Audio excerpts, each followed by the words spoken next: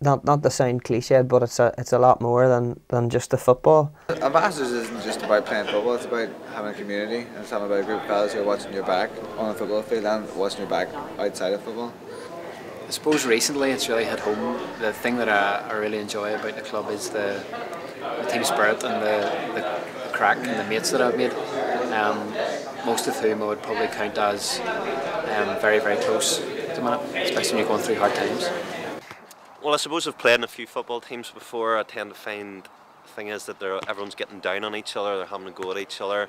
This here is just great banter. You come down, everyone's encouraging you, and you're able to play the game and enjoy it, play it properly. From when I was 14, 15, like everybody does, I was thinking, like, what's the point in this? What's the point in me being in school all day just to get a job, just to whatever? And Ambassadors really stepped in that place.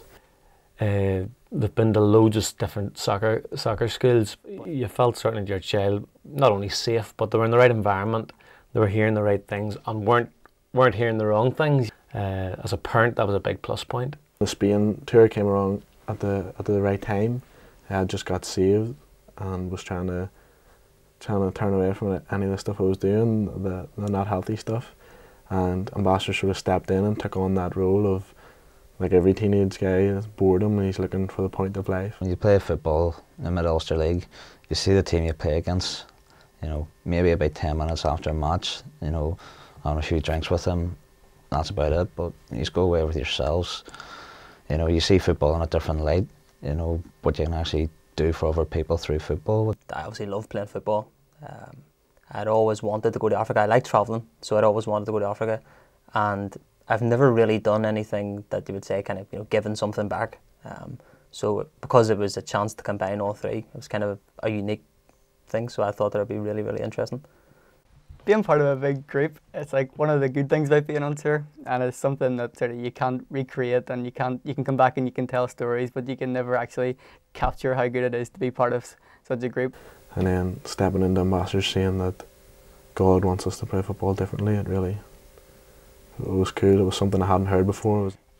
Even like not shouting, not giving off at the referee and not faking it or whatever.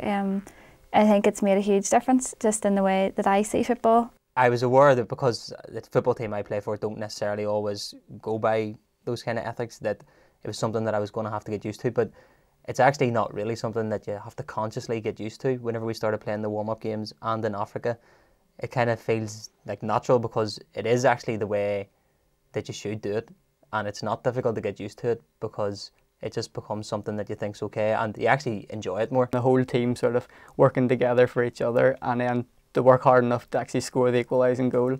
It was great, and just to see everyone's face as they celebrated and every single member of the team running to celebrate with Stuart, it was a tour highlight for me.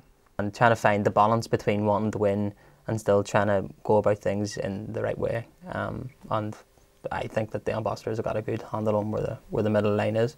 But just being part of the group and the squad that we had and the unity and the sense of community that we had, I mean, it was much more than the football. It was really good because all the girls were together, and even just praying before the match seemed to calm everybody down a wee bit. The Christian side of the team for me is not an in-your-face thing.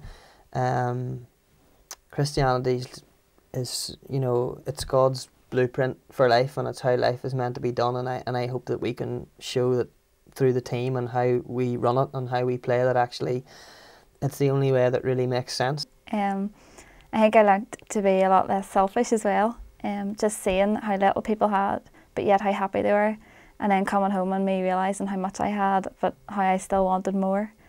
I've found since I've come home that I've tried to bring it into the way that I play football now, and I enjoy it a lot more. I don't want to lose what I felt whenever I did come home.